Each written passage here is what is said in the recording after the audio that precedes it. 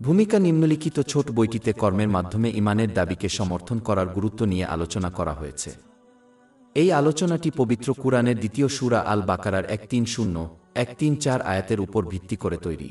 আর ইব্রাহিমের ধর্মের প্রতীকে বিমুখ হতে পারে কেবল সেই ব্যক্তি ছাড়া যে নিজেকে বোকা বানায়। আমরা তাকে এই পৃথিবীতে মনোনীত করেছিলাম এবং আখিরাতে সে অবশ্যই সৎকর্মশীলদের অন্তর্ভুক্ত হবে। যখন তার প্রভু তাকে বললেন আত্মসমর্পণ কর, তো তখন সে বলল, আমি বিশ্বকোতে প্রভুর কাছে আত্মসমর্পণ করেছি। এবং ইব্রাহিম তার পুত্রদের এবং তাই ইয়াকুবকে নির্দেশ দিয়েছিলেন। তাও বলেছিলেন আল্লাহ তোমাদের জন্য এই ধর্মকে মনোনীত করেছেন, সুতরাং তোমরা মুসলিম না হয়ে মৃত্যুবরণ করো না। কি তোমরা সাক্ষী ছিলে যখন ইয়াকুব তার পুত্রদের বলেছিলেন, আমার পরে তোমরা কার উপাসনা করবে? আমার পরে তোমরা কার উপাসনা করবে? আমার পরে তোমরা কার উপাসনা করবে? ফাছল করবে যে ফলকে করবে যে সম্পর্ক করতে এবং আমরা তার কাছে আত্মসমর্পণকারী। এটি এমন একটি জাতি ছিল যা অতীত হয়ে গেছে, তাদের উপাস্যের ফল তাদের উপর পড়বে এবং তোমাদের উপাস্যের ফল তোমাদের উপর পড়বে এবং তারা সেই সম্পর্কে তোমাদের উপর কোন প্রশ্ন করা হবে না। আলোচ্য শিক্ষাগুলি বাস্তবায়ন করা একজন মুসলিমকে ইতিবাচক বৈশিষ্ট্য গ্রহণে সহায়তা করবে। ইতিবাচক বৈশিষ্ট্য গ্রহণ করলে মন ও দেহের শান্তি ফিরে আসে। দ্বিতীয় অধ্যায় আল বাকারা আয়াত 130-134। আর ইব্রাহিমের ধর্মের প্রতীকে বিমুখ হতে পারে কেবল সেই ব্যক্তি ছাড়া যে নিজেকে বোকা বানায়। আমরা তাকে এই পৃথিবীতে মনোনীত করেছিলাম এবং আখেরাতে সে অবশ্যই সৎকর্মশীলদের অন্তর্ভুক্ত হবে। যখন তার প্রভু তাকে বললেন আত্মসমর্পণ কর, তখন সে বলল, আমি বিশ্বজগতের প্রভুর কাছে আত্মসমর্পণ করেছি। এবং ইব্রাহিম তার পুত্রদের এবং তাই ইয়াকুবকে নির্দেশ দিয়েছিলেন, বলেছিলেন, হে আমার সন্তানরা, আল্লাহ তোমাদের জন্য এই ধর্মকে মনোনীত করেছেন, সুতরাং তোমরা মুসলিম না হয়ে মৃত্যুবরণ করো না। কি তোমরা সাক্ষী ছিলে যখন ইয়াকুব তার পুত্রদের বলেছিলেন, আমার পরে তোমরা কার উপাসনা করবে? তারা বলল, আমরা তোমার উপাস্য এবং তোমাদের পূর্বপুরুষ ইব্রাহিম, ইসমাইল ও ইসহাকের উপাস্যের উপাসনা করব। এক উপাস্য এবং আমরা তার কাছে আত্মসমর্পণকারী। এটি এমন একটি জাতি ছিল যা অতীত হয়ে গেছে, তাদের উপাস্যের ফল তাদের উপর পড়বে এবং তোমাদের উপাস্যের ফল তোমাদের উপর পড়বে এবং তারা যা করত সে সম্পর্কে তোমাদের উপর কোনো প্রশ্ন করা হবে না। মক্কার অমুসলিম এবং আহলে কিতাবদের মনোভাবের সমালোচনা করেছেন, যারা উভয়েই নবী ইব্রাহিম আদ এর উত্তরাধিকারের পতাকাবাহী বলে দাবি করেছিল, যদিও তারা উভয়েই তার পথের বিরোধিতা করেছিল, যার ফলে তারা নিজেদেরকে বোকা বানিয়েছিল। দ্বিতীয় সূরা আল বাকারা আয়াত 130। আর ইব্রাহিমের ধর্মের প্রতীকে বিরূপ হবে কেবল সে ব্যক্তি ছাড়া যে নিজেকে বোকা বানায়। তারা তার পথের বিরোধিতা করেছিল কারণ তার পথের মধ্যে ছিল আন্তরিকভাবে আল্লাহকে আনুগত্য করা, তাকে প্রদত্ত আশীর্বাদগুলিকে এমনভাবে ব্যবহার করা যা তাকে সন্তুষ্ট করে। আহলে কিতাব এবং মক্কার অমুসলিমরা তার পথের বিরোধিতা করেছিল কারণ এটি তাদের পার্থিব আকাঙ্ক্ষাকে চ্যালেঞ্জ করেছিল, কারণ তারা তাদের প্রদত্ত আশীর্বাদগুলিকে নিজেদের সন্তুষ্ট করার উপায়ে ব্যবহার করতে চেয়েছিল। সূরা 2 আল বাকারা আয়াত 130। আর ইব্রাহিমের ধর্মের প্রতীকে বিরূপ হবে কেবল সে ব্যক্তি ছাড়া যে নিজেকে বোকা বানায়। সাধারণভাবে বলতে গেলে একজন মুসলিম নিজেকে বোকা বানাতে পারে এমন মনোভাব গ্রহণ করে যা হযরত ইব্রাহিম আলাইহিস সালামের আদর্শের বিপরীত, যদিও সে বিশ্বাস করে যে সে উভয় জগতেই সাফল্য পাবে। উদাহরণস্বরূপ, কেউ আল্লাহর অবাধ্যতা চালিয়ে যেতে পারে, অন্যদিকে বিশ্বাস করে যে অন্য কেউ তাকে কিয়ামতের দিন রক্ষা করবে। যদিও মহানবী মুহাম্মদ সাল্লাল্লাহু আলাইহি ওয়াসাল্লামের সুপারিশ একটি সত্য এবং অনেক ইসলামী শিক্ষায় যেমন সুনানে ইবনে মাজাহ 4308 নম্বরে পাওয়া হাদিসে আলোচনা করা হয়েছে, তবুও কিছু মুসলিম এখনও জাহান্নামে যাবে। যেহেতু জাহান্নামের একটি মুহূর্ত অসহনীয়, তাই এই মনোভাব এড়িয়ে চলতে হবে, কারণ তারা কেবল মহানবী মুহাম্মদ সাল্লাল্লাহু আলাইহি ওয়াসাল্লামের সুপারিশকে উপহাস করছে। একজন মুসলিম আল্লাহ তাআলার অবাধ্যতা চালিয়ে নিজেকে বোকা বানাতে পারে, যদিও সে বিশ্বাস করে যে সে আল্লাহর রহমতের উপর আশা করে। মহান আল্লাহর রহমতের উপর প্রকৃত আশা, যেমনটি হযরত ইব্রাহিম আলাইহিস সালাম দেখিয়েছেন, তার মধ্যে রয়েছে আল্লাহর আন্তরিক আনুগত্যের উপর অবিচল থাকা এবং তারপর আশা করা যে আল্লাহ তাদেরকে ক্ষমা করবেন। অবাধ্যতা সর্বদা ইচ্ছাকৃত চিন্তাভাবনার সাথে সম্পর্কিত এবং ইসলামে এর কোনো মূল্য নেই। ইচ্ছাকৃত চিন্তাভাবনা এবং আল্লাহর উপর আশার মধ্যে এই পার্থক্যটি জামে আত-তিরমিজি 2459 নম্বরে পাওয়া একটি হাদিসে আলোচনা করা হয়েছে। অনেকে নিজেদেরকে এই বিশ্বাসে বোকা বানায় যে এই পৃথিবীতে মনের শান্তি এবং সাফল্য পার্থিব কামনাবাসনার অনুসরণের মধ্যেই নিহিত। যেহেতু মহান আল্লাহ কেবলমাত্র মানুষের আধ্যাত্মিক হৃদয়, মনের শান্তির আবাসস্থল নিয়ন্ত্রণ করেন, তাই তিনিই সিদ্ধান্ত নেন যে কে মনের শান্তি পাবে। তিনি স্পষ্ট করে দিয়েছেন যে যে ব্যক্তি আন্তরিকভাবে তার আনুগত্য করে ঐশী শিক্ষায় বর্ণিত তার সন্তুষ্টির উপায়ে প্রদত্ত আশীর্বাদগুলি ব্যবহার করে সে তা পাবে। ১৬ অধ্যায় আন নাহল আয়াত ৯-৭। যে কেউ সৎকর্ম করে, পুরুষ হোক বা নারী, মুমিন অবস্থায়, আমি অবশ্যই তাকে পবিত্র জীবন দান করব এবং অবশ্যই তাদেরকে তাদের সর্বোত্তম কর্মের প্রতিদান দেব যা তারা করত। অন্যদিকে যে ব্যক্তি প্রদত্ত আশীর্বাদের অপব্যবহার করে সে চাপ, দুর্দশা এবং অসুবিধা ছাড়া আর কিছুই পাবে না, এমনকি যদি সে পুরো পৃথিবী অধিকার করে এবং আনন্দ ও বিনোদনের মুহূর্ত উপভোগ করে। অধ্যায় ৯ তওবা আয়াত ৮-২।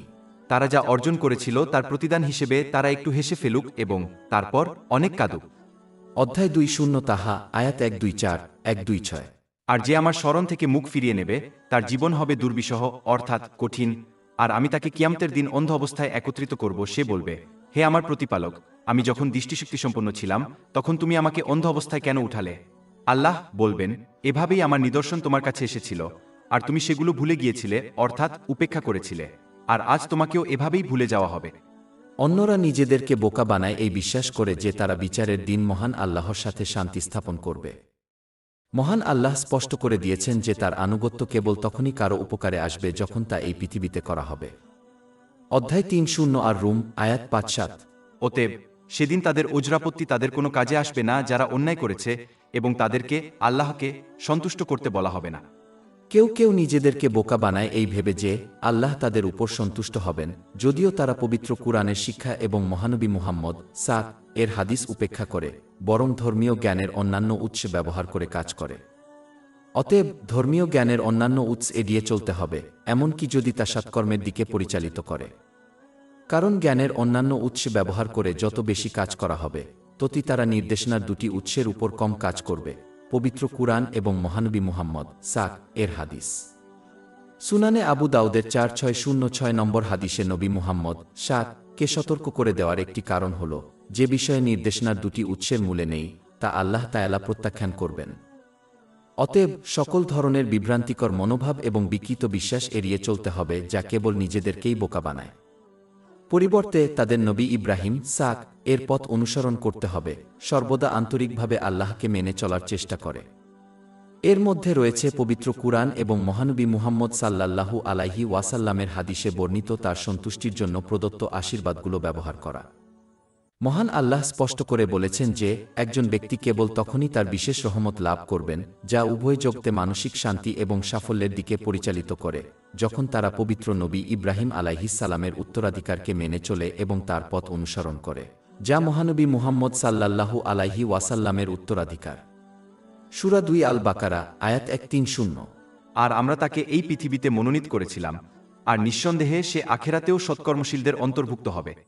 এই বক্তব্যটি এটা স্পষ্ট করে দেওয়ার জন্য যথেষ্ট যে একমাত্র জিনিস যা একজন ব্যক্তিকে অন্যদের উপর শ্রেষ্ঠত্ব দেয় তা হল মহান আল্লাহর প্রতি তাদের আন্তরিক আনুগত্য। এর মধ্যে রয়েছে পবিত্র কুরআন এবং মহানবী মুহাম্মদ এর হাদিস অনুসারে তার প্রতি প্রদত্ত আশীর্বাদগুলিকে তার সন্তুষ্টির জন্য ব্যবহার করা। অন্য সকল মানদণ্ড যেমন লিঙ্গ, জাতি, বংশ এবং সামাজিক মর্যাদা ব্যক্তির মর্যাদা নির্ধারণের ক্ষেত্রে মহান আল্লাহর দৃষ্টিতে কোনো প্রভাব ফেলে না। সূরা ৪ আল হুজুরাত আয়াত ১-৩। নিশ্চয়ই আল্লাহর কাছে তোমাদের মধ্যে সবচেয়ে সম্মানিত সেই ব্যক্তি যে তোমাদের মধ্যে সবচেয়ে ধার্মিক। এটি ছিল আহলে কিতাব এবং মক্কার অমুসলিম উভয়ের প্রতি আরেকটি সমালোচনা, যারা বিশ্বাস করত যে তাদের বংশধারা তাদের মুক্তির নিশ্চয়তা দেওয়ার জন্য যথেষ্ট। সূরা ২ আল বাকারা আয়াত ১৩০। আর আমরা তাকে এই পৃথিবীতে মনোনীত করেছিলাম, আর নিঃসন্দেহে সে আখেরাতেও সৎকর্মশীলদের অন্তর্ভুক্ত হবে।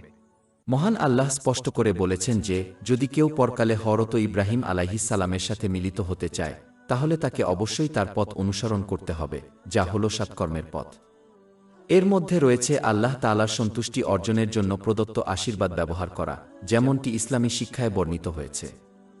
এর মধ্যে রয়েছে এই পৃথিবীতে সৎকর্মশীলদের সাথে থাকা, কারণ এটি তাদের ইতিবাচক বৈশিষ্ট্যগুলি গ্রহণের দিকে পরিচালিত করে, যা ফলস্বরূপ একজনকে সৎকর্ম গ্রহণে সহায়তা করে। যে ব্যক্তি একদল লোকের কর্মকাণ্ড গ্রহণ করে তাকে তাদের মধ্যে গণ্য করা হয়। সুনানে আবু দাউদের ৪০৩১ নম্বর হাদিসে এই পরামর্শ দেওয়া হয়েছে। কিন্তু যে ব্যক্তি খারাপ সঙ্গী গ্রহণ করে সে নিঃসন্দেহে তাদের বৈশিষ্ট্যগুলি গ্রহণ করবে এবং তাই তাকে তাদের মধ্যে গণ্য করা হবে। অধ্যায় ৪ আয় জুকরুফ আয়াত ৬-৭। সেদিন ঘনিষ্ঠ বন্ধুরা একে অপরের শত্রু হবে, কেবল সৎকর্মশীলরা ছাড়া। শহীহ বুখারী শরীফের 3688 নম্বর হাদিসে পাওয়া গেছে যে একজন মুসলিমকে এই কথা শুনে বোকা বানানো উচিত নয় যে পরকালে তিনি যাদের ভালোবাসেন তাদের সাথেই থাকবেন।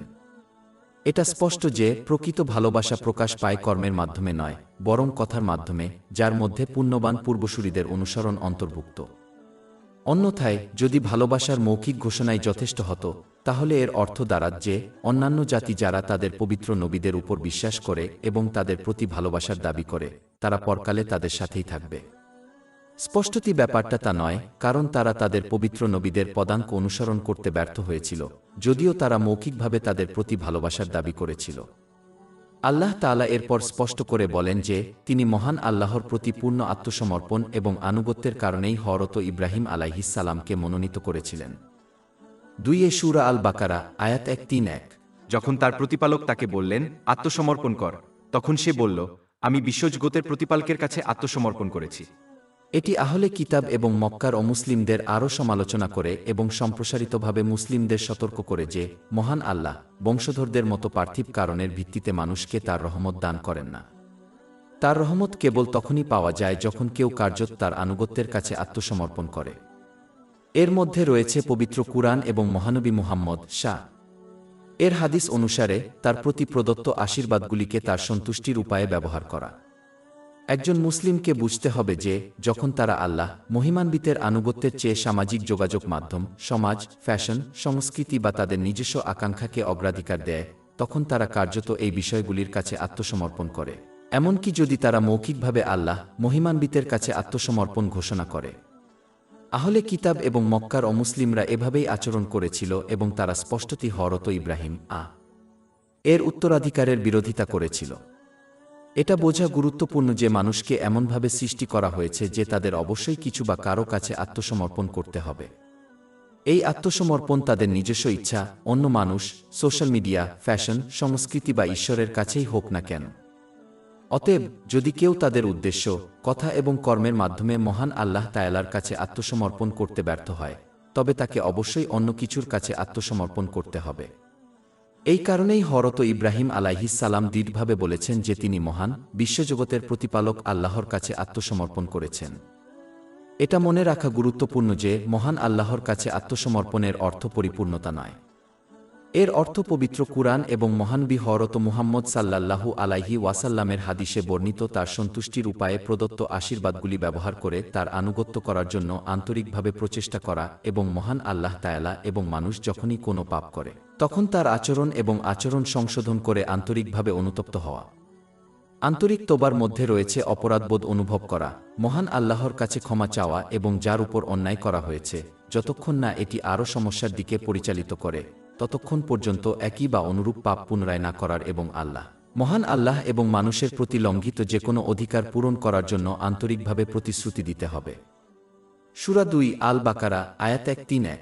যখন তার প্রতিপালক তাকে বললেন, আত্মসমর্পণ কর, তখন সে বলল, আমি বিশ্বজগতের প্রতিপালকের কাছে আত্মসমর্পণ করেছি। জগৎসমূহের প্রতিপালকের কথা সম্ভবত এই সত্যটি তুলে ধরার জন্য বলা হয়েছে যে যদি কেউ মহান আল্লাহর কাছে আত্মসমর্পণ করে, তাহলে তিনি নিশ্চিত করবেন যে তারা উভয় জগতেই মানসিক শান্তি এবং সাফল্য পাবে, কারণ তিনিই সমগ্র বিশ্বকে নিয়ন্ত্রণ করেন। অধ্যায় 1:6 আন-নাহল, আয়াত 9-7। যে কেউ সৎকর্ম করে, পুরুষ হোক বা নারী, মুমিন অবস্থায়, আমি অবশ্যই তাকে পবিত্র জীবন দান করব এবং অবশ্যই তাদেরকে তাদের সর্বোত্তম যে কর্মের ব্যক্তি প্রতিদান আল্লাহ দেব, ব্যতীত যা তারা অন্য করবে। কারো কাছে আত্মসমর্পণ করে, যার ফলে তারা প্রদত্ত আশীর্বাদের অপব্যবহার করবে, সে উভয় জগতেই চাপ, উদ্বেগ এবং ঝামেলা ছাড়া আর কিছুই পাবে না, যদিও তারা সমগ্র বিশ্বের মালিক, কারণ জগতের প্রভু তাদের আধ্যাত্মিক হৃদয়, মনের শান্তির আবাস সহ সমগ্র বিশ্বকে নিয়ন্ত্রণ করেন। অধ্যায় 2 তাহা, আয়াত 1-2-4, 1-2-6। আর যে আমার স্মরণ থেকে মুখ ফিরিয়ে নেবে, তার জীবন হবে দুর্বিষহ, অর্থাৎ কঠিন, আর আমি তাকে কিয়ামতের দিন অন্ধ অবস্থায় একত্রিত করব। সে বলবে, হে আমার প্রতিপালক, আমি যখন দৃষ্টিশক্তি সম্পন্ন ছিলাম, তখন তুমি আমাকে অন্ধ অবস্থায় কেন উঠালে? আল্লাহ বলবেন, এভাবেই আমার নিদর্শন তোমার কাছে এসেছিল, আর তুমি সেগুলো ভুলে গিয়েছিলে, অর্থাৎ উপেক্ষা করেছিলে, আর আজ তোমাকেও এভাবেই ভুলে যাওয়া হবে। এরপর আল্লাহ তাআলা এই সত্যটি তুলে ধরেন যে মহান আল্লাহর প্রতি আত্মসমর্পণই ছিল সেই উত্তরাধিকার যা হযরত ইব্রাহিম আলাইহিস সালাম তার সন্তানদের উপর দিয়েছিলেন এবং তার বংশধরেরা, যার মধ্যে তার নাতি হযরত ইয়াকুব আলাইহিস সালামও ছিলেন, একই কাজ করেছিলেন। দ্বিতীয় সূরা আল বাকারাহ আয়াত 131-132। যখন তার প্রতিপালক তাকে বললেন আত্মসমর্পণ কর, তখন সে বলল, আমি বিশ্বজগতের প্রতিপালকের কাছে আত্মসমর্পণ করেছি। আর ইব্রাহিম তার পুত্রদের একই কাজ করার নির্দেশ দিয়েছিলেন এবং তাই ইয়াকুবও বলেছিলেন, হে আমার সন্তানরা, আল্লাহ তোমাদের জন্য এই ধর্মকে মনোনীত করেছেন, তাই তোমরা মুসলিম না হয়ে মৃত্যুবরণ করো না। হযরত ইয়াকুব আলাইহিস সালামের কথা বিশেষভাবে উল্লেখ করা হয়েছে কারণ তিনি ছিলেন আহলে কিতাবদের পূর্বপুরুষ, যাদেরকে বনি ইসরায়েল বলা হতো, অর্থাৎ হযরত ইয়াকুব আলাইহিস সালামের সন্তান। এটি আহলে কিতাব এবং মক্কার অমুসলিম উভয়ের জন্যই আরেকটি সমালোচনা ছিল যে তারা তাদের পূর্বপুরুষদের উত্তরাধিকার, মহান আল্লাহ তাআলার আন্তরিক আনুগত্যের উত্তরাধিকারের স্পষ্টতই বিরোধিতা করছিল। এই বিরোধিতা তখন চরমে পৌঁছেছিল যখন তারা উভয়েই হযরত মুহাম্মদ সাল্লাল্লাহু আলাইহি ওয়াসাল্লামকে প্রত্যাখ্যান করেছিল, যদিও উভয় দলই ইসলামের সত্যতা স্বীকার করেছিল। মক্কার অমুসলিমরা নবী মুহাম্মদ সাল্লাল্লাহু আলাইহি ওয়াসাল্লামের নবুয়াত ঘোষণার আগে তার সাথে 4 বছর অতিবাহিত করেছিলেন এবং তাই জানতেন যে তিনি মিথ্যাবাদী নন। অধ্যায় 10 ইউনুস আয়াত 16। কারণ আমি এর আগে তোমাদের মধ্যে এক জীবনকাল কাটিয়েছি, তাহলে কি তোমরা বুঝতে পারবে না? আর যেহেতু তারা আরবি ভাষার উপর দক্ষ ছিল, তাই তারা স্পষ্টভাবে বুঝতে পেরেছিল যে পবিত্র কুরআন কোনো সৃষ্টির বাণী নয়। কিন্তু ইসলাম তাদের আকাঙ্ক্ষার বিরোধিতা করার ফলে মক্কার অনেক অমুসলিম ইসলামকে প্রত্যাখ্যান করেছিল এবং তাই তাদের পূর্বপুরুষ মহানবী ইব্রাহিম এর আন্তরিকভাবে আল্লাহকে মেনে চলার ঐতিহ্যের বিরোধিতা করেছিল। আহলে কিতাবদের ক্ষেত্রে তারা পবিত্র কুরআনকে স্বীকৃতি দিয়েছিল কারণ তারা এর লেখক মহান আল্লাহ এর সাথে পরিচিত ছিল এবং তারা পবিত্র কুরআন এবং মহানবী মুহাম্মদ কে স্বীকৃতি দিয়েছিল, যেমনটি তাদের ঐশী গ্রন্থে আলোচনা করা হয়েছে। সূরা 6 আল আনাম আয়াত 20। যাদেরকে আমি কিতাব দিয়েছি তারা একে পবিত্র কুরআন চিনে, যেমন তারা তাদের নিজের সন্তানদের চিনে। এবং সূরা 2 আল বাকারাহ আয়াত 146। যাদেরকে আমি কিতাব দিয়েছি তারা তাকে নবী মুহাম্মদ সাল্লাল্লাহু আলাইহি ওয়াসাল্লাম তেমনভাবে চেনে যেমন তারা তাদের সন্তানদের চেনে। কিন্তু ইসলাম তাদের আকাঙ্ক্ষার বিরোধিতা করায় অধিকাংশ আহলে কিতাব ইসলামকে প্রত্যাখ্যান করে এবং তাই তাদের পূর্বপুরুষ পবিত্র নবী ইব্রাহিম আলাইহিস সালামের আন্তরিকভাবে মহান আল্লাহর আনুগত্যের উত্তরাধিকারের বিরোধিতা করে। সূরা 2 আল বাকারা আয়াত 132। আর ইব্রাহিম তার পুত্রদের একই কাজ করার নির্দেশ দিয়েছিলেন এবং তাই ইয়াকুবও বলেছিলেন, হে আমার সন্তানরা, আল্লাহ তোমাদের জন্য এই ধর্মকে মনোনীত করেছেন, সুতরাং তোমরা মুসলিম না হয়ে মৃত্যুবরণ করো না। মুসলমানদের উচিত পরবর্তী প্রজন্মকে মহান নবী ইব্রাহিম আলাইহিস সালামের মতো উদাহরণ দিয়ে মহান আল্লাহর আনুগত্যের জন্য উৎসাহিত করা, ঠিক যেমনটি তিনি করেছিলেন। উদাহরণ দিয়ে নেতৃত্ব দেওয়ার অর্থ হল ইসলামের শিক্ষা শেখা এবং তার উপর আমল করা যাতে অন্যরা তাদের কাজ ও কথার মাধ্যমে এর সত্যতা বুঝতে পারে। তারপর মুসলমানদের অবশ্যই পরবর্তী প্রজন্মকে পবিত্র কুরআন এবং মহানবী মুহাম্মদ সাল্লাল্লাহু আলাইহি ওয়াসাল্লামের ঐতিহ্য শিক্ষা দেওয়ার জন্য সময় উৎসর্গ করতে হবে যাতে তারা অন্ধ অনুকরণের পরিবর্তে প্রমাণের মাধ্যমে ইসলামের সত্যতা বুঝতে পারে। এটি নিশ্চিত করবে যে তারা সারা জীবন ইসলামের শিক্ষার উপর অটল থাকবে।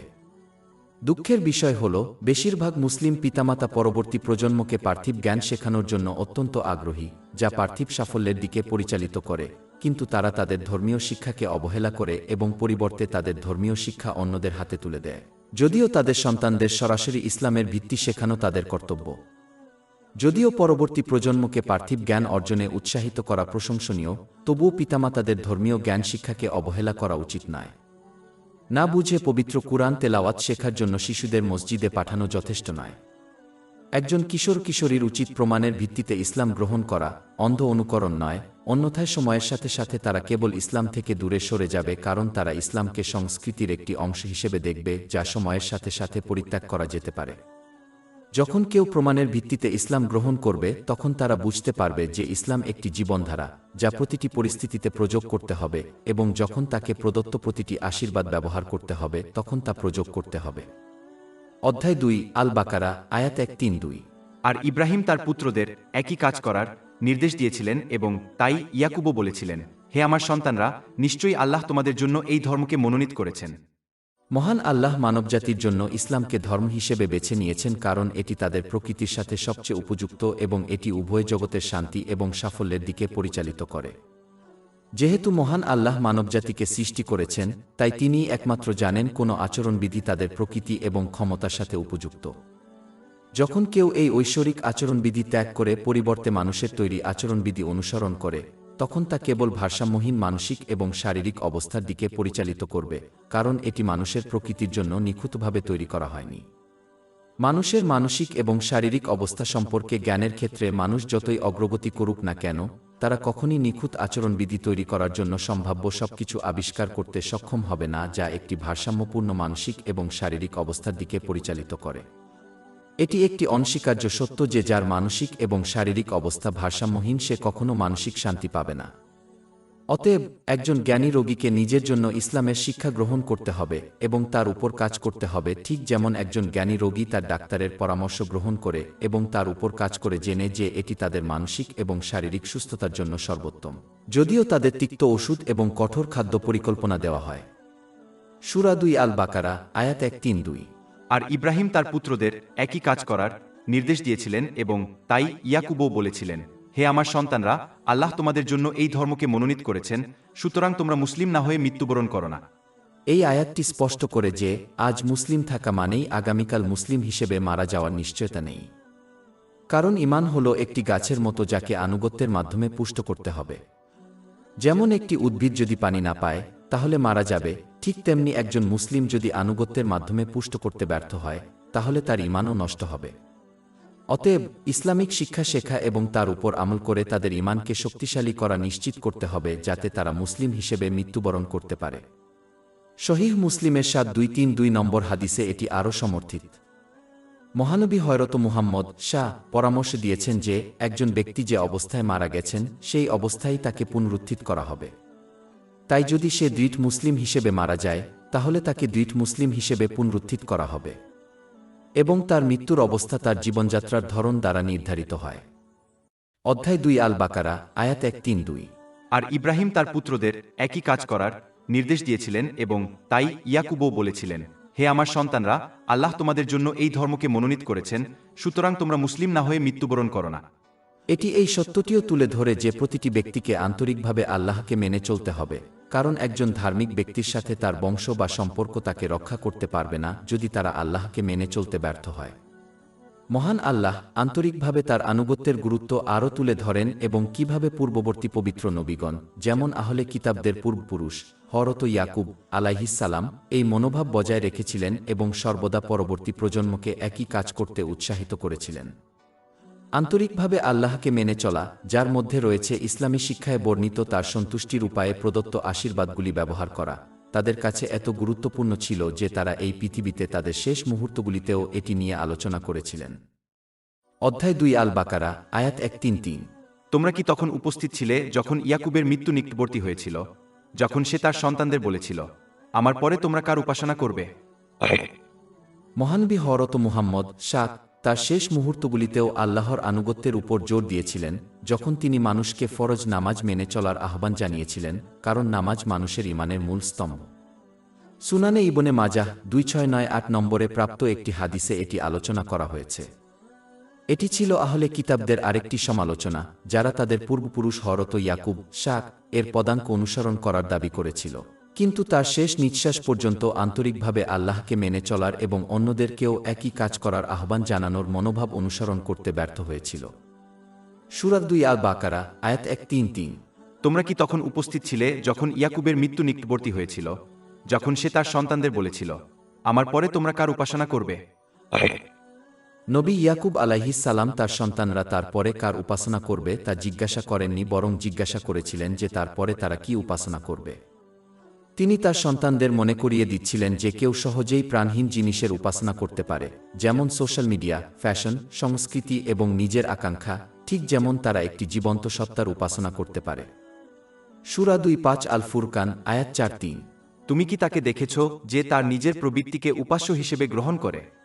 অতএব সকলেরই নিশ্চিত করা উচিত যে তারা যেন সর্বোপরি আল্লাহর ইবাদত ও আনুগত্যকে অগ্রাধিকার দেয়। এর ফলে তারা নিশ্চিত হবে যে তারা যে আশীর্বাদ পেয়েছে তা যেন পবিত্র কুরআন এবং মহানবী মুহাম্মদ এর হাদিসে বর্ণিত তার সন্তুষ্টির জন্য ব্যবহার করা হয়। এর ফলে উভয় জগতেই মানসিক শান্তি এবং সাফল্য লাভ করা সম্ভব। সূরা 1-6 আন নাহল, আয়াত 9-7। যে কেউ সৎকর্ম করে, পুরুষ হোক বা নারী, মুমিন অবস্থায়, আমি অবশ্যই তাকে পবিত্র জীবন দান করব এবং অবশ্যই তাদেরকে তাদের সর্বোত্তম কর্মের প্রতিদান দেব যা তারা করত। অন্যদিকে যে ব্যক্তি অন্য জিনিসের আনুগত্য এবং অনুসরণকে অগ্রাধিকার দেয় সে প্রদত্ত আশীর্বাদের অপব্যবহার করবে। এর ফলে উভয় জগতেই চাপ, অসুবিধা এবং দুর্দশার সৃষ্টি হবে, এমনকি যদি সে আনন্দ এবং বিনোদনের মুহূর্তগুলি উপভোগ করে। অধ্যায় 9 তওবা আয়াত 8-2। তারা যা অর্জন করেছিল তার প্রতিদান হিসেবে তারা একটু হেসে ফেলুক এবং তারপর অনেক কাঁদুক। এবং অধ্যায় 2 তাহা আয়াত 1-2-4, 1-2-6। আর যে আমার স্মরণ থেকে মুখ ফিরিয়ে নেবে তার জীবন হবে দুর্বিষহ অর্থাৎ কঠিন, আর আমি তাকে কিয়ামতের দিন অন্ধ অবস্থায় একত্রিত করব। সে বলবে, হে আমার প্রতিপালক, আমি যখন দৃষ্টিশক্তিসম্পন্ন ছিলাম তখন তুমি আমাকে অন্ধ অবস্থায় কেন উঠালে? আল্লাহ বলবেন, এভাবেই আমার নিদর্শন তোমার কাছে এসেছিল আর তুমি সেগুলো ভুলে গিয়েছিলে অর্থাৎ উপেক্ষা করেছিলে, আর আজ তোমাকেও এভাবেই ভুলে যাওয়া হবে। এরপর মহান আল্লাহ তাআলা হযরত ইয়াকুব আলাইহিস সালামের সন্তানদের আন্তরিকতার কথা তুলে ধরেন, যারা তাদের বংশধরদের, আহলে কিতাবদের অকৃতজ্ঞতার সম্পূর্ণ বিরোধিতা করেছিল। সূরা 2 আল বাকারা আয়াত 133। তোমরা কি তখন উপস্থিত ছিলে যখন ইয়াকুবের মৃত্যু নিকটবর্তী হয়েছিল, যখন সে তার পুত্রদের বলল, আমার পরে তোমরা কার উপাসনা করবে? তারা বলল, আমরা তোমার উপাস্য এবং তোমার পূর্বপুরুষ ইব্রাহিম, ইসমাইল এবং ইসহাকের উপাস্যের উপাসনা করব, যিনি এক উপাস্য, এবং আমরা তারই প্রতি আনুগত্যশীল। এর কথা উল্লেখ করার আগে তাদের প্রপিতামহ হযরত ইসমাইল, আর এর কথা উল্লেখ করার পর ইঙ্গিত দেয় যে আহলে কিতাবদের মতো হযরত ইয়াকুব আর এর সন্তানরা হযরত ইসমাইল আর এর বংশধরদের প্রতি অর্থাৎ হযরত মুহাম্মদ এর বংশধরদের প্রতি কোনো ঈর্ষা পোষণ করতেন না। বরং তারা ছিলেন এক ঐক্যবদ্ধ পরিবার যারা তাদের জীবনের প্রতিটি ক্ষেত্রেই মহান আল্লাহর কাছে সম্পূর্ণরূপে আত্মসমর্পণ করেছিলেন। পথভ্রষ্ট ব্যক্তিদের দ্বারা প্রবর্তিত তাদের ঐশী গ্রন্থে পরিবর্তনের কারণে আহলে কিতাব তাদের সম্পূর্ণ বিশ্বাসকে তাদের বংশের উপর ভিত্তি করে গড়ে তুলেছিল। তারা দাবি করেছিল যে তাদের বংশই তাদেরকে অন্যান্য মানবজাতির উপর শ্রেষ্ঠত্ব দিয়েছে এবং তাই তারা হযরত মুহাম্মদ কে প্রত্যাখ্যান করার অন্যতম কারণ ছিল, কারণ তিনি ভিন্ন বংশের ছিলেন। তাকে গ্রহণ করা এবং অনুসরণ করা তাদের বিশ্বাসের ভিত্তিকে ধ্বংস করে দেবে এবং এটি তাদের শ্রেষ্ঠত্বের দাবির সরাসরি বিরোধিতা করবে। এটি এমন একটি বিষয় যা তারা মেনে নিতে পারেনি। অতএব তাদের সম্পূর্ণ মনোভাব তাদের পূর্বপুরুষ হযরত ইব্রাহিম এবং তার পরিবারের শান্তি বর্ষিত হোক আদর্শের সম্পূর্ণ বিরোধিতা করে। সূরা 2 আল বাকারা আয়াত 133। তোমরা কি তখন উপস্থিত ছিলে যখন ইয়াকুবের মৃত্যু নিকটবর্তী হয়েছিল, যখন সে তার পুত্রদের বলল, আমার পরে তোমরা কার উপাসনা করবে? তারা বলল, আমরা তোমার উপাস্য এবং তোমার পূর্বপুরুষ ইব্রাহিম, ইসমাইল এবং ইসহাকের উপাস্যের উপাসনা করব, যিনি এক উপাস্য, এবং আমরা তারই প্রতি আনুগত্যশীল। সাধারণভাবে বলতে গেলে এই ঘটনাটি ইঙ্গিত দেয় যে মুসলিমদের পার্থিব বিষয়ের চেয়ে তাদের সন্তানদের ধর্মীয় শিক্ষা এবং ঈমানের প্রতি বেশি মনোযোগী হওয়া গুরুত্বপূর্ণ। দুঃখের বিষয় হল আজকের বেশিরভাগ মুসলমানের মধ্যে এর বিপরীত সত্য, যারা পার্থিব বিষয়ে তাদের সন্তানদের ভবিষ্যৎ নিয়ে বেশি মনোযোগী। যদিও ইসলামে পার্থিব বিষয় নিয়ে চিন্তা করা গ্রহণযোগ্য, তবুও নিজের বা তাদের উপর নির্ভরশীলদের ক্ষেত্রে ধর্মীয় বিষয়ের চেয়ে এটিকে অগ্রাধিকার দেওয়া উচিত নয়।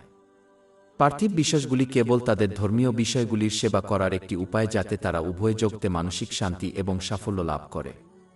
এটি তখনই অর্জন করা হয় যখন তারা তাদের পার্থিব সম্পদকে এমনভাবে ব্যবহার করে যা আল্লাহকে সন্তুষ্ট করে, যেমন পবিত্র কুরআন এবং মহানবী মুহাম্মদ এর হাদিসে বর্ণিত হয়েছে। আল্লাহ তারপর স্পষ্ট করে দেন যে যদি কেউ আন্তরিকভাবে আল্লাহকে মান্য করতে ব্যর্থ হয়, তাহলে তার বংশ তাদের এই পৃথিবীতে বা পরকালে মোটেও সাহায্য করবে না। সূরা 2 আল বাকারা আয়াত 134। সেটি একটি জাতি ছিল যা অতীত হয়ে গেছে। তারা যা অর্জন করেছে তার ফল পাবে, এবং তোমরা যা অর্জন করেছ তা তোমাদের জন্য, এবং তারা যা করত সে সম্পর্কে তোমাদের জিজ্ঞাসা করা হবে না। এর ফলে আহলে কিতাব, মক্কার অমুসলিমরা, এমনকি আজকের কিছু মুসলিম যারা বিশ্বাস করে যে তাদের বংশ এবং পবিত্র নবীগণের মতো ধার্মিক ব্যক্তিদের সাথে সম্পর্ক উভয় জগতে তাদের মুক্তির নিশ্চয়তা দেওয়ার জন্য যথেষ্ট। এটি বিশ্বাস করা মহান আল্লাহর প্রতি অত্যন্ত অসম্মানজনক, কারণ এটি ইঙ্গিত দেয় যে তিনি পক্ষপাত দুষ্ট এবং এমনকি বর্ণবাদী আচরণ করেন যখন তিনি তা করেন না। মহানবী মুহাম্মদ বারবার এই মনোভাবের বিরুদ্ধেও সতর্ক করেছেন। উদাহরণস্বরূপ সহিহ মুসলিমের 6853 নম্বর হাদিসে তিনি স্পষ্টভাবে সতর্ক করেছেন যে যদি কোনো ব্যক্তির সৎকর্মের অভাব থাকে তবে তার বংশ বিচারের দিন তাকে এগিয়ে নিতে পারবে না। 5-3 সূরা আন-নাজম আয়াত 3-9। এবং মানুষের জন্য কেবল তাই কল্যাণ আছে যার জন্য সে চেষ্টা করে। এবং 3-1 নং অধ্যায় লুকমান 3-3 নং আয়াত। হে মানবজাতি, তোমাদের প্রতিপালককে ভয় করো এবং সেই দিনকে ভয় করো যখন কোনো পিতা তার পুত্রের কোনো উপকারে আসবে না এবং কোনো পুত্র তার পিতার কোনো উপকারে আসবে না, অতএব একজন মুসলিমকে কার্যত তাদের ধার্মিক পূর্বপুরুষদের পদাঙ্ক অনুসরণ করতে হবে যাতে তারা পরকালে তাদের সাথে যোগ দিতে পারে। এর মধ্যে রয়েছে তাদের প্রদত্ত আশীর্বাদগুলিকে এমনভাবে ব্যবহার করা যা আল্লাহকে সন্তুষ্ট করে, যেমন পবিত্র কুরআন এবং মহানবী মুহাম্মদ সাল্লাল্লাহু আলাইহি ওয়াসাল্লামের হাদিসে বর্ণিত হয়েছে। কিন্তু যদি তারা অবাধ্যদের পদাঙ্ক অনুসরণ করে, তাহলে তাদের সাথেই বিচার দিবসে একত্রিত করা হতে পারে। সুনান আবু দাউদের 4031 নম্বর হাদিসে এই বিষয়ে সতর্ক করা হয়েছে। দ্বিতীয় অধ্যায় আল বাকারাহ, আয়াত 134। সেটি একটি জাতি ছিল যা অতীত হয়ে গেছে। তারা যা অর্জন করেছে তার ফল পাবে, এবং তোমরা যা অর্জন করেছ তা তোমাদের জন্য, এবং তারা যা করত সে সম্পর্কে তোমাদের জিজ্ঞাসা করা হবে না। এই আয়াতটি মানুষকে স্মরণ করিয়ে দেয় যে নিজেদের অলসতা বা নিজেদের খারাপ আচরণকে ন্যায্যতা প্রমাণ করার জন্য নিজেদের কর্মকে অন্যদের কর্মের সাথে তুলনা করার মানসিকতা এড়িয়ে চলা উচিত। এটি প্রায়শই ঘটে যখন কেউ ক্রমাগত নিজের আচরণকে অন্যদের আচরণের সাথে তুলনা করে যারা তাদের চেয়ে খারাপ বলে মনে হয়। উদাহরণস্বরূপ, একজন মুসলিম যিনি নামাজ পড়েন না, তিনি নিজেকে একজন খুনির সাথে তুলনা করেন এবং এর মাধ্যমে আল্লাহর প্রতি তাদের আনুগত্যের অভাবকে ন্যায্যতা প্রমাণ করেন। 134 আয়াতের শেষে যেমন ইঙ্গিত করা হয়েছে, এই মনোভাব একজন মূর্খ ব্যক্তিকে এই পৃথিবীতে ভালো বোধ করাতে পারে, কিন্তু এটি তাদের পরকালে সাহায্য করবে না। কারণ একজন ব্যক্তিকে অন্যদের আচরণ সম্পর্কে জিজ্ঞাসা করা হবে না এবং তাদের অন্যদের আচরণের সাথে তুলনা করা হবে না। প্রতিটি ব্যক্তির তুলনা করা হবে, একমাত্র মানদণ্ড হল মহান আল্লাহর আন্তরিক আনুগত্য। এই যুগে এটি পবিত্র কুরআন এবং মহানবী মুহাম্মদ সাল্লাল্লাহু আলাইহি ওয়াসাল্লামের ঐতিহ্যের উপর কতটা শিখেছে এবং তার উপর কতটা কাজ করে তা বোঝায়। একইভাবে একজন ব্যক্তির উচিত আল্লাহর আনুগত্যের অভাবের জন্য অজুহাত দাঁড় করানো উচিত নয়, এই দাবি করে যে অন্যরা আল্লাহর আনুগত্য করার জন্য আরও ভালো অবস্থানে আছে। উদাহরণস্বরূপ, যিনি পূর্ণকালীন কাজ করেন তার উচিত নয় যে অন্য কারো পক্ষে তাদের শক্তি এবং সময় ইসলামী জ্ঞান অধ্যয়নের জন্য উৎসর্গ করা সহজ, কারণ তারা কেবল খণ্ডকালীন কাজ করেন। এই মনোভাব এড়িয়ে চলা উচিত, কারণ এটি কেবল অলসতাকে আরও বাড়িয়ে তুলবে। পরিবর্তে তাদের প্রদত্ত আশীর্বাদগুলিকে এমনভাবে ব্যবহার করার দিকে মনোনিবেশ করা উচিত যা আল্লাহকে সন্তুষ্ট করে, এমনকি যদি এর অর্থ তারা অন্যদের তুলনায় কম সৎকর্ম করে, কারণ আল্লাহ পরিমাণ নয় বরং গুণমান দেখেন। সূরা 2 আল বাকারা, আয়াত 134। সেটি একটি জাতি ছিল যা অতীত হয়ে গেছে। তারা যা অর্জন করেছে তার ফল পাবে, এবং তোমরা যা অর্জন করেছ তা তোমাদের জন্য, এবং তারা যা করত সে সম্পর্কে তোমাদের জিজ্ঞাসা করা হবে না। এই আয়াতটি মুসলমানদেরকে আল্লাহ, মহান আল্লাহ এবং মানুষের প্রতি তাদের নিজস্ব আচরণের উপর মনোযোগ দেওয়ার কথাও স্মরণ করিয়ে দেয়, কারণ বিচারের দিন তাদের এই বিষয়েই জিজ্ঞাসা করা হবে। পূর্ববর্তী প্রজন্মের আচরণের মতো যে সমস্ত বিষয় সম্পর্কে জিজ্ঞাসা করা হবে না, সেগুলি এড়িয়ে চলতে হবে, কারণ এই বিষয়গুলিতে ডুবে থাকা কেবল মূল্যবান সময় নষ্ট করে। জামে আত তিরমিজি 2317 নম্বরে প্রাপ্ত একটি হাদিসে মহানবী হযরত মুহাম্মদ শাক পরামর্শ দিয়েছেন যে একজন মুসলিম তাদের ঈমানকে উন্নত করতে পারবে না যতক্ষণ না তারা এমন বিষয়গুলি এড়িয়ে চলে যা তাদের সাথে সম্পর্কিত নয়। তাই নিজের কাজের প্রতি মনোযোগ দেওয়া উচিত জীবনের প্রতিটি ক্ষেত্রে। আমাদের ওয়েবসাইট শেখফদ.com-এ 500টিরও বেশি বিনামূল্যের ebook, audio book, infographics, podcast এবং ব্লগ পাওয়া যাচ্ছে।